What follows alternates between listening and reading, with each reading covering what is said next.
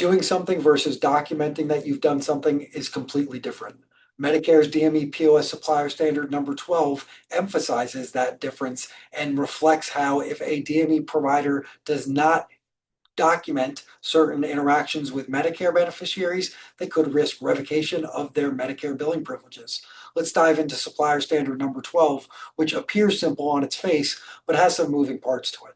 Supplier Standard number 12 requires suppliers to be responsible for the delivery of the DME that they are providing, as well as the instruction to beneficiaries on the use of that Medicare covered item.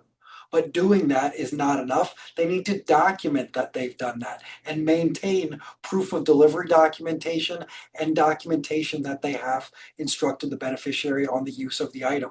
The form of that documentation can vary and largely depends on the type of equipment being provided as well as how it is being furnished to the beneficiary. Instruction on the use of the equipment will often come in the format of logs, written instructions. Nothing beats something signed by the patient acknowledging that they've had an interaction with the supplier and been instructed on the use of the equipment. With respect to proof of delivery documentation, that largely depends on the method of delivery of the item to the beneficiary in the first place. There's generally three methods of delivery: directly from the supplier to the beneficiary themselves, through the use of a common carrier, such as the post office, UPS, or FedEx, or delivery to a facility such as a nursing home.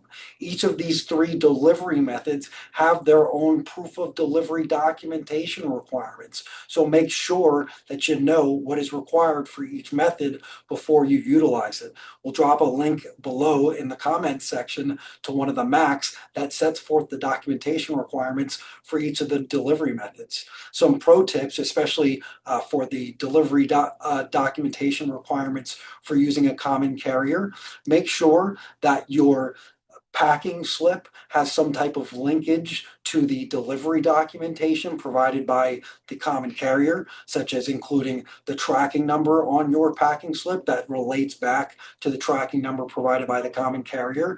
And it's not adequate to just store tracking numbers themselves, which are often purged by the common carriers after a couple months, or if you just pull up a tracking number and try to reflect that it's been successfully delivered, it won't show in the system. Make sure you print out that actual proof of delivery documentation from the common carrier as well.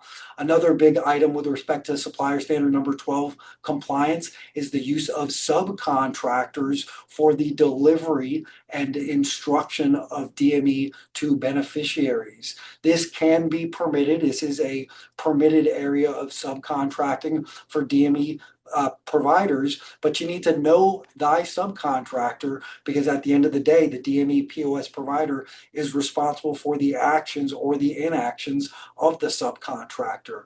And if the subcontractor is going to be providing services for the instruction to beneficiaries on the use of the items, in certain circumstances, they are also required to be accredited unless they are exempt. So that's DME's POS Supplier Standard number 12 for you. Be audit ready when Medicare comes to review how you have been complying with the delivery and instruction requirements.